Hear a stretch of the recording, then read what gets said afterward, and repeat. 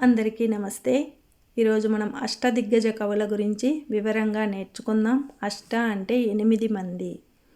ఈ 8 మంది కవులు శ్రీకృష్ణదేవరాయల యొక్క ఆస్థానంలో ఉన్న 8 మంది కవులు. వీళ్ళకే బోన విజయం అనే పేరుతో ఆయన అక్కడ వీళ్ళను ఏర్పాటు చేయడం జరిగింది.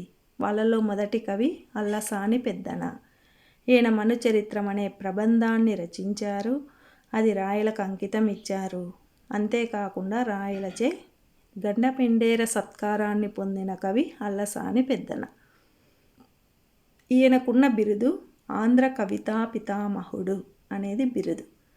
ఈయన కాలం మాత్రం 15వ శతాబ్దం చివర 16వ శతాబ్దం మొదట ఉన్నందువల్ల 15, 16వ శతాబ్దానికి చెందిన వ్యక్తిగా చెప్తాం. మరి మిగిలిన వాళ్ళందరిది ఒకటే కొండ గుర్తు 16వ శతాబ్దం. కవి నంది తిమ్మన. ఈయనకు ముక్కు తిమ్మన అనే బిరుదు ఉంది. ఈయన యొక్క రచన పారిజాతాపహరణము. ఇదే కాకుండా వాణీ విలాసము అనేది మరొక రచన. చాలామంది ఇక్కడ పారిజాతాపహరణం అంటారు, కాదు, పారిజాతాపహరణము. మూడో వ్యక్తి మాదయ్య గారి మల్లన. కాలం 16, బిరుదు కందుకూరి రుద్రకవి. రచన రాజశేఖర చరిత్ర. ఇది బాగా గుర్తుపెట్టుకోండి. రాజశేఖర చరిత్ర అనేది ఒకప్పుడు దూరదర్శన్లో మనకు సీరియల్ రూపంలో వచ్చేది. అయితే ఇది ఎక్కువగా కాంపిటేటివ్ ఎగ్జామ్స్లో అడుగుతుంటారు. నాలుగవ వ్యక్తి ధూర్జటి. కాలం 16వ శతాబ్దం. బిరుదు పెద్ద దూర్జటి అనేది బిరుదు. మరి రచనలు శ్రీకాళహస్తి మహత్యము అనేది ఒకటి. మరొక రచన ఉంది శ్రీకాళహస్తీశ్వర శతకము. శ్రీకాళహస్తి అంటే శ్రీ అంటే సాలెపురుగు, కాళ అంటే పాము, హస్తి అంటే ఏనుగు, అది అర్థం. 5 అయ్యలరాజు రామభద్రుడు.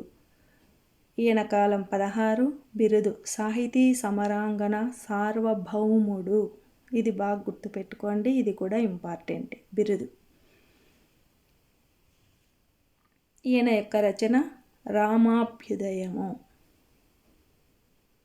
ఇది ఆయనకున్న రచన. మరి 6వ వ్యక్తి పింగళి సూరణ. ఈయనకే పింగళి సూరణామాత్యుడు అని కూడా అంటారు. కాలం 16వ శతాబ్దం. ఈయనకి రచనలే ఉన్నాయి, బిరుదు అందుబాటులో లేదు. రచనలు రాఘవ పాండవీయము, కళా పూర్ణోదయము, మరొకటి ప్రభావతి ప్రద్యుమ్నము. ఇవన్నీ కూడా కావ్యాలే. ఇవి కావ్యమా ప్రబంధమా ఇవి కూడా ఇంపార్టెంటే మీకు కాంపిటేటివ్ ఎగ్జామ్స్కి, ముఖ్యంగా డిఎస్సి వాళ్ళకి. 7 రామరాజభూషణుడు. కాలము 16వ శతాబ్దం.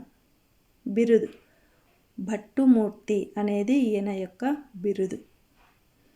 ఇక రచనలు ముఖ్యమైనవి వసుచరిత్ర ఒకటి, హరిశ్చంద్ర నలోపాఖ్యానము అనేది మరొకటి. మరి ఇక అందరికీ బాగా తెలిసిన కవి మన తెనాలి రామకృష్ణుడు. ఈయనకు వికట కవి అనే బిరుదు ఉంది.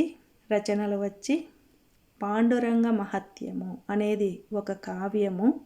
అంతేకాకుండా మరొకటి ఘటికాచల మహత్యము. ఇంకా ఈయన పద్యాలన్నీ కూడా చాటుకి బాగా పేరెన్నికగన్నవిగా చెప్పుకోవచ్చు, చాటు పద్యాలు అని. ఇది అష్టదిగ్గజ కవుల గురించి. మరి వీళ్ళ గురించి మనము ఒక కోడ్ రూపంలో ఈజీగా గుర్తుపెట్టుకోవచ్చు.